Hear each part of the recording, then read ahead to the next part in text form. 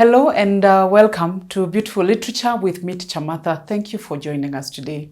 And I am so glad that you could find time to check on what it is we are doing. I never ever take it for granted. And so if you're new here, I want to welcome you and to let you know that this is not the first video we are doing. We've been around doing a bit of work, especially with the set books. We began with the Fathers of Nations and we have covered so much of it. We went through the 14 chapters. We also went through the analysis of the same, the themes, the characterization, and also the styles of the Fathers of Nation. If you haven't looked at it, kindly just look down at the other videos and see what it is we have done. We've also been able to go through the Parliament of Owls, and we have looked at the plot analysis, act after act. The 5 acts, we have been able to go through them, and therefore we are done with that. And so in this video, we begin off the analysis of the themes in the Parliament of Owls. And I want to hope that you have read this text. I want to hope that you're familiar with it. And if by any chance you're not, I want to encourage you to go through my videos and have a look at them. Just listen, but just find a way of don't jump into the analysis if you haven't looked at the storyline, because you will not understand a thing. You will actually get lost. And so I want us to begin from there and look at the major themes that are there. But maybe before I do that, I want to remind you or to ask you to find some time to go through my theme analysis in the Fathers of Nation, especially part 1. There were 3 parts, but there is part 1. And in part 1, I took time to explain what themes are. I took time to explain the major themes, the minor themes, and what qualifies something, an idea to be a theme. Some of them really don't qualify. And I may not want to go through that right now because it's somewhere in record. And so I want to ask you to have a time and have a look at that so that now we can go straight into the major themes in this style. In this text. Now, the other thing I also need to note, to mention in this is that many times, if you look at various illustrations, they don't just fall under one type of theme, one theme. They fall under very many themes. Like, for example, you can have an illustration that will squarely be categorized under misuse of power.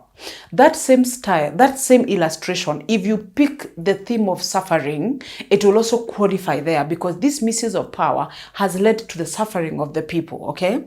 And so sometimes even this same illustration will fall under betrayal. The same one can fall under betrayal because there was misuse of power, and in that misuse, someone betrayed another one, and then in that betrayal, there was violence, and maybe even there's suffering. And so what I'm trying to say is that one illustration can fall under many themes. And that's why I do not want to take time to go through all the themes, because that will be very repetitive. What is important for you to do is to understand what the themes are. And I'm hoping by now you do that. And what is the storyline? And I have kept saying, if you understand the storyline, if you're able to understand what happens, what exactly went down, you can handle any style, you can handle any theme, you can handle any character and characterization. And so for that reason, therefore, I will only look at a few themes, and I will probably take a bit of time to look at the major ones, and hoping that at your own time, from the examples I am giving, you will find time to look at the others and place them accordingly. And so I will begin today. In this video, we'll talk about the 2 themes I will look at today. And one is misuse of power. Misuse of power. That theme can also be referred to as abuse of power. Okay, misuse of power, abuse of power. Other people will call it mismanagement of resources and all that. Poor governance. They will call it many names. Whatever name it is given, the most important thing for you to do is to make sure that you understand this.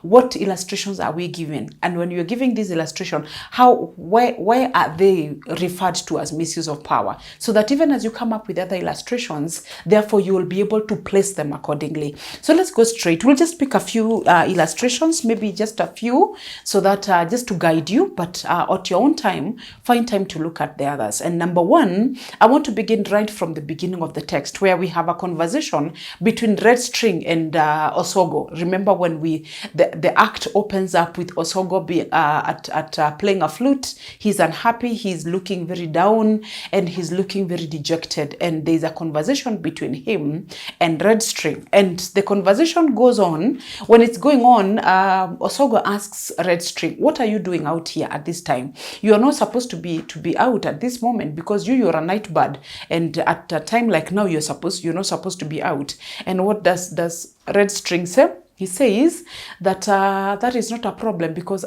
even if it's a law that I'm breaking, rules are there to be broken, laws are there to be broken. And so how does that make it sound from a leader, from someone who is in leadership, saying, I don't care about rules, I don't care about laws, I don't care about the regulations and the guidelines that are given. I can break them as I wish, because they are there to be broken. And he's saying that because it is him who is in a position of leadership. If it was Osogo or any other night bird or other owls, or other birds, they would not say that. So you can see misuse of power. It's because I'm in a powerful position, so I can do as I wish. I can walk whatever time I want to walk, and nobody should really ask me a question. But you, Osogo, you should not be doing that. But me, Red String, I am allowed to do that. That is misuse of power. Number 2 illustration is about the Moonlight Bill. I am sure we know about the Moonlight Bill, and finally became the Moonlight Law. And the issue is that this Moonlight Bill, it is actually meant to curtail the movement of the freedom of the birds, the day birds, and all the other birds. And the reason why they are doing that, it is just to make sure that they are gagged to, like, they are not supposed to be twittering, they're not supposed to be moving, they're not supposed to be, those kind of things, And the question is, why are they doing that? Is there any good reason why you're stopping people from doing that?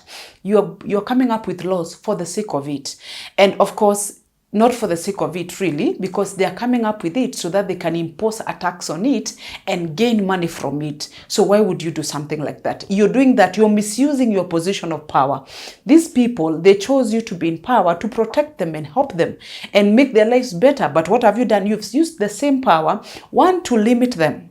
Can you imagine that they are not supposed to be twittering? They're not supposed to be talking, really. They're not supposed to be moving from one place to the other. They're not supposed to be associating. And then on top of that, you make sure that you charge them. Me, who is coming to check whether you're doing that, I charge you on top. So that is complete misuse of power. It is you're taking advantage of your place where you can just dictate terms, and we have no choice but to obey it. The other point is on the killing of Aram TD. And we know that Red String and Moneybag had something to do with the killing of Aram TD. And that they are doing that because they are powerful. They're in a position of leadership. They can influence things. They can, they can pull a few strings here and there, and you'll just be dead. And remember, Red String is very good at giving threats. You remember he also gave threats to Telltale when she refused to obey him and follow his sycophantic request that he had that she should do. When she refused, he threatened her. And in this case, you see that they have actually carried out the threat on Aram TD. And they're doing that because they are powerful. They're doing that because nobody will ask them what happened. Nobody will have to hold them accountable. They are the cream. They are the ones who say what happens. They're the ones who call the shots. Such that you exercise violence on people because I am the leader and there is nothing you can do about it. Misuse of power. Thank you very much on that. The other one is on Moneybags, who is, the perfect example of misuse of power because of his position as the second most powerful person or bird in the bird kingdom. He uses that square and makes sure that he gains from it. We are told that actually he has investments deep in the forest, where he has in the trees deep in the forest, where he loots the money and goes to invest there. And I remember I told you that when you're dealing with this book, don't think about the birds. I will say, like we say on social media, this is not about the birds. Yeah, it's not about birds. When I say birds, when I say owls, when I say the grain eaters, don't think about birds. Think about people. When I talk about these leaders, don't think about them. Don't think about Moneybag and Red String and Royal Owl. Think about the leaders that we have, the members of parliament that you have, the senators that we have, the president, the deputy president, the ward representatives, the leaders that we have even in our churches, in our societies, in our institutions. That is what we are talking about. We are talking about life issues, real life issues, what happens down here on earth in our country, Kenya.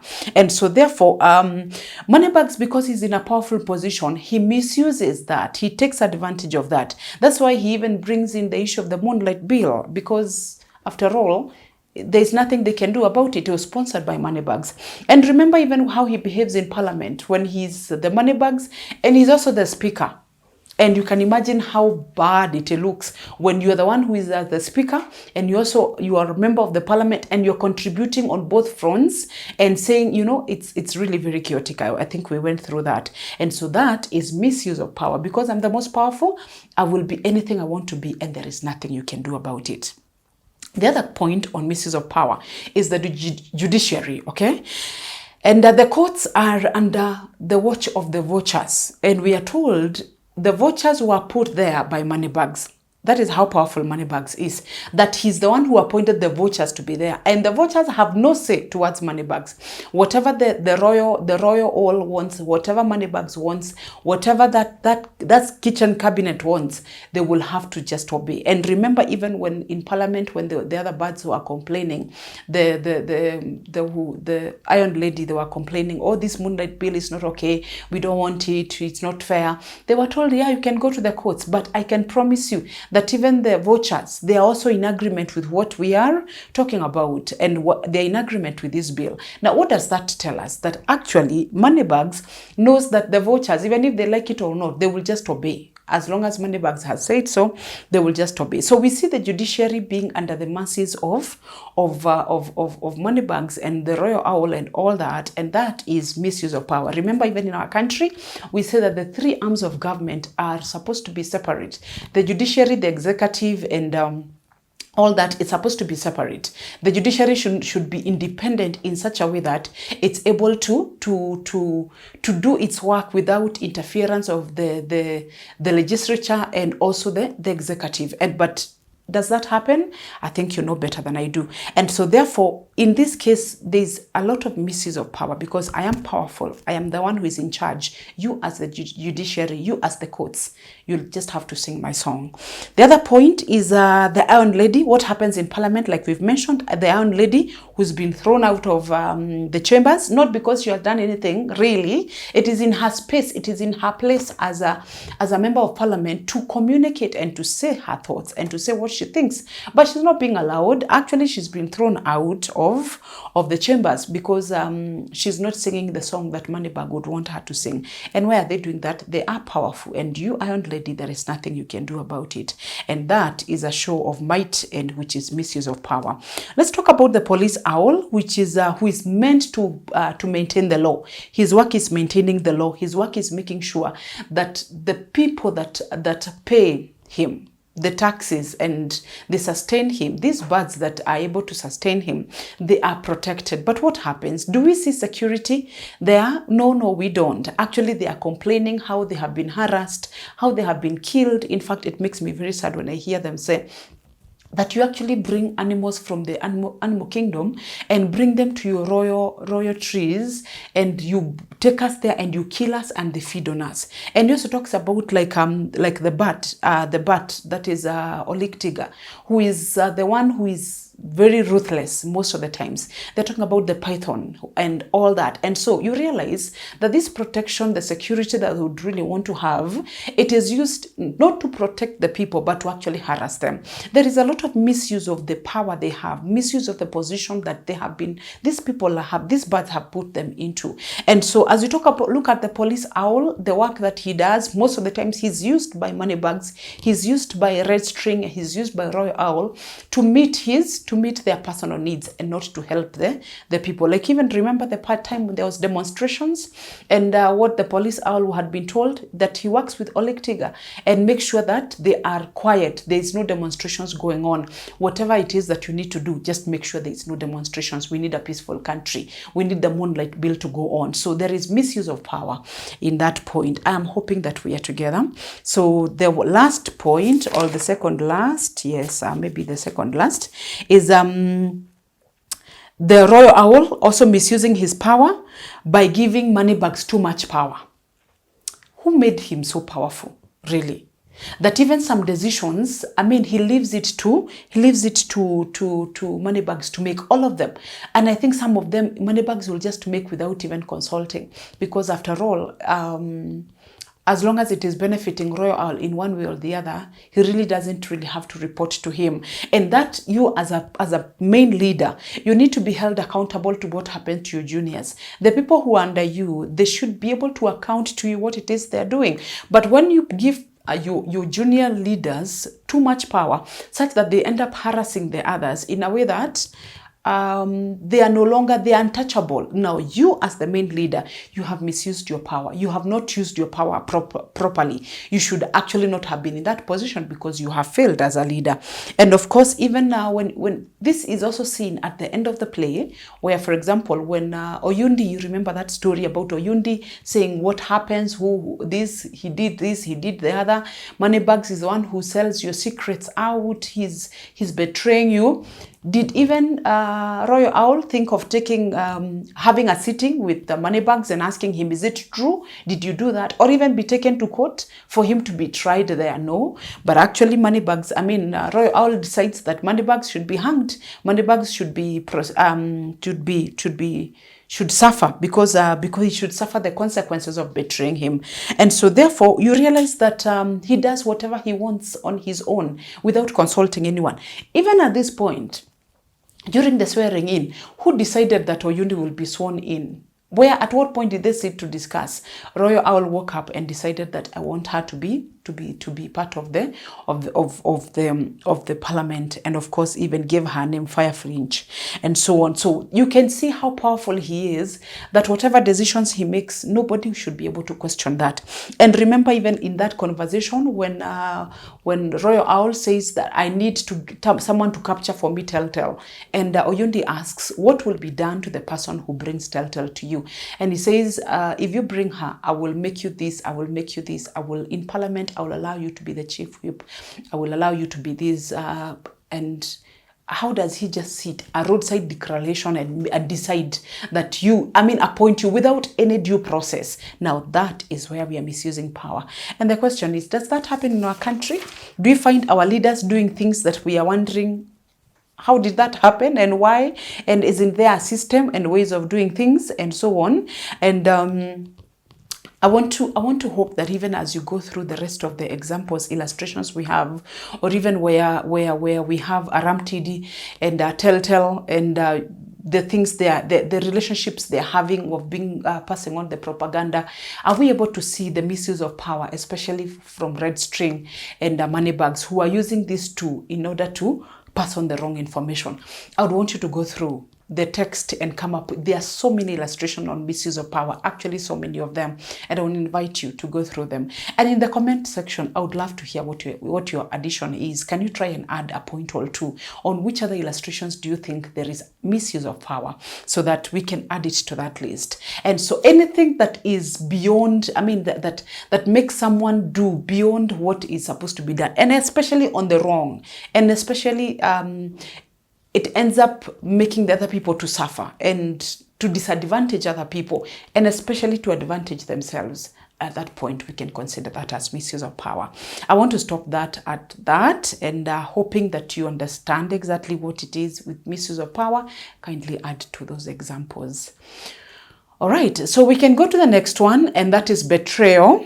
I want to hope that we know what betrayal is, and I think I had done a definition of the betrayal in the previous video on the fathers of nation. But just for the sake of it, let's just mention about betrayal. When do you say that someone has betrayed you? Who qualifies to betray you?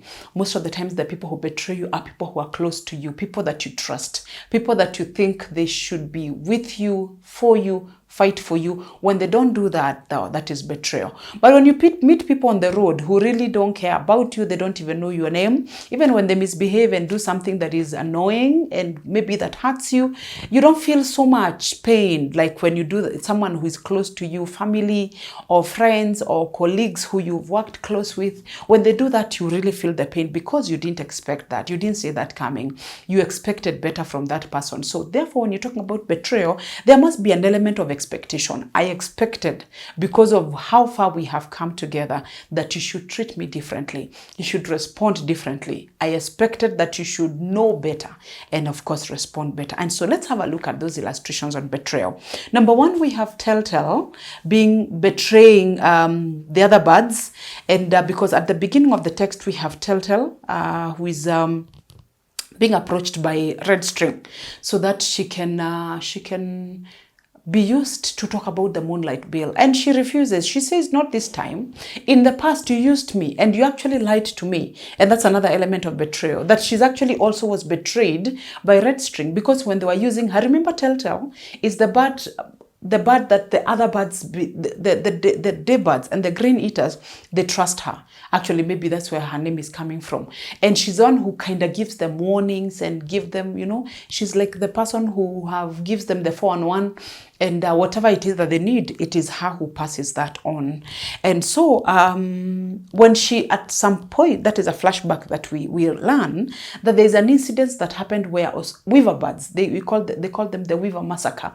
When that happened, Telltale was in the mix of it, because she's the one who was used by the Red Strings to pass on wrong information and to do the wrong, but they had promised her that actually nobody will be hurt.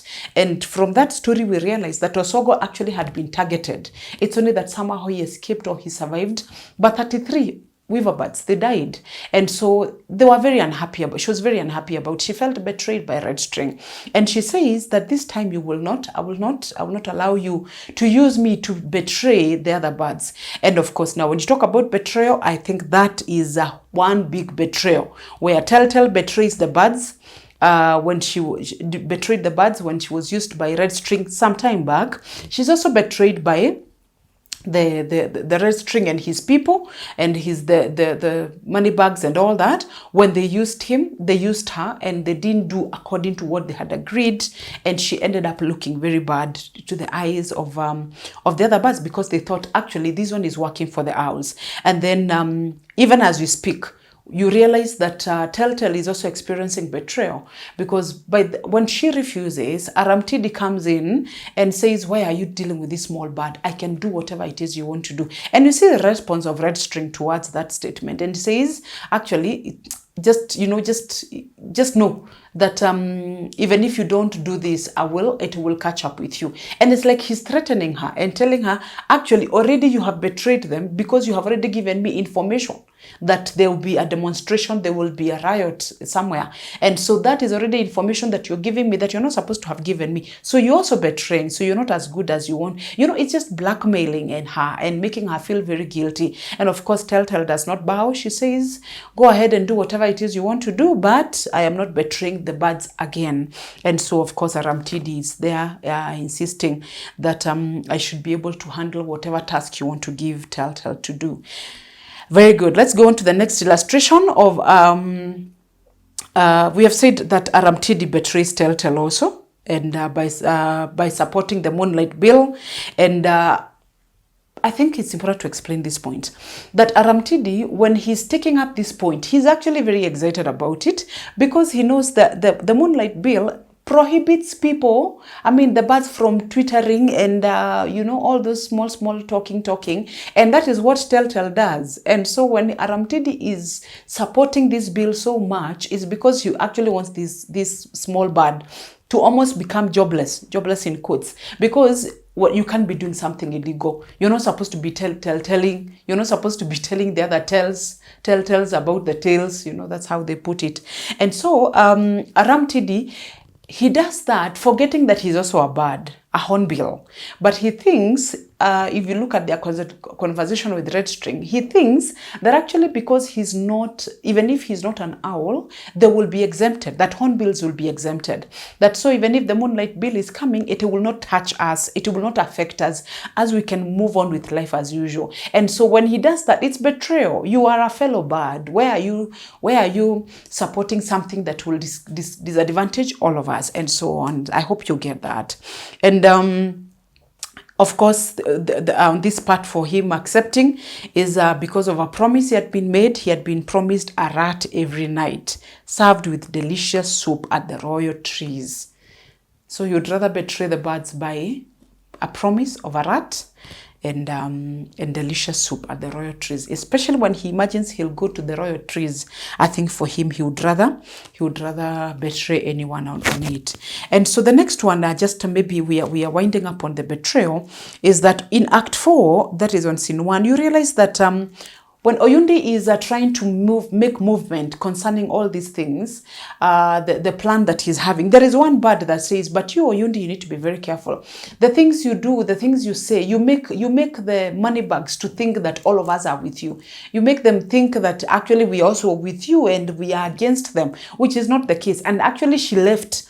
And the rest who are left, Oyundi and the others, they said, actually that one has gone to tell him to tell Moneybags and the others what we are planning. And so that is, at that point is when Feathered Beak had been, the Feathered Beak was asked to follow that bird and follow up and make sure that she doesn't go misbehaving and telling on them on what they are doing. And that is betrayal. You are one of us. Why can't you just support what it is we are doing? Or she just wants to look good in the eyes of Moneybags. Let me wind that up with the Feathered Beak, who also at some point also betrays the other birds. As much as he has been supporting them, he's been with them even in Parliament. He was speaking for the birds and so on. But by the time we are coming to the action where Oyundi is championing, we are told that the Feathered Beak had already moved away from supporting the birds and had moved to the owls. I think he had been given a position in leadership, an appointment, and so he didn't see why he would stay with these poor birds, and yet there is an opportunity for him to grow and become something and have a powerful position. And so I'd want you to have a look at it that way, that when you talk about betrayal, it's because we didn't expect you to move away from us. We didn't expect you to do that. And let me just finalize on this discussion on betrayal by looking at it from the royal owl's point of view. Because as a leader, there is an expectation that the people have towards you. When they put you in leadership, when they put you in power, there is an expectation. Even our leaders, when we elect them on during election day, there is what we have at the back of our minds, that we have put you there so that you can take care of us, you can take care of our roads, you can take care of our children's education, you can pass the right bills and so on. That is the expectation. But Royal Owl, has he been able to do that, work very well? I don't think he has. He has betrayed the subjects. He has betrayed the other birds who looked up to him and expected leadership. But what did he do? He passed on that leadership to Moneybags. Moneybags, who is greedy and irresponsible and very callous at heart, I mean, he passed on that to him. And in the process, he loses touch with what is happening to the people down there, to the birds down there. Of course, he knows, but does he really care? Because he's never down there to see. Most of the times, he gets to receive information from Moneybags and Red String, and so of course that is betrayal. He should have been able to come out stronger and do his work. But even when he knows about the things that are going on, he still doesn't behave very well, because even the death of Aramtid, he knew. Like you remember during the burial, he was involved quite a bit. I mean, when they were having the party, and he knew. So that means he knew that Aramtid was being killed, and he also knew that Aramtid is the one that is being used to pass the propaganda. So really he's betrayed his people, he's betrayed his subjects, and he should have done better, because that they chose him, they had expectations. So he also betrays Moneybags by condemning him at the last act, where we find Oyundi and all these accusations against him. He decides, I'm not even going to listen to you. You are guilty as charged. And he calls the police owl and says, take him away. And so therefore, what that means is that he is not given an opportunity for him to. And remember that Moneybags is really a close friend. They had really been very tight. They had done many things together. If really from the eyes of Moneybags, I think that was betrayal. He betrayed him. He should have given him an opportunity to say, what if Oyundi was lying? What if it is not true that Moneybags gave out the secrets of Royal Owl? What if? Would that be fair? So that is betrayal. And the other birds are betrayed by the introduction of the Moonlight Bill. Like we said earlier, they are disadvantaged, they are taken advantage of, and they end up being suppressed so much. Of course, under the leadership of Royal Owl, he allows some of those things to happen. And remember, the people who are benefiting from this are only a few who will be paid from the taxes and so on. So now that is it on Betrayal, and I hope that you can be able to pick the other illustrations that we have there so that you're able to add. And like we have said, like I've always requested, if you have another illustration, I would love to hear it. Can you just note it down in the comment section, and let's hear. I will always respond to your points when you raise them. And thank you very much. And I think just still at the comment section, you will see an attached message, a pinned message. Just read it through. If it will be of help to you, there is a WhatsApp group there. If you'd want to join us and have more conversations with us, you're most welcome to join us and hear what it is that we will carry on with our conversations. So I think I will stop it at that so that we can take it up from there. And thank you very much. May the Lord bless you. Thank you for listening. I will see you in the next one. In the next video, we are continuing on with the themes in the Parliament of Alls. Thank you.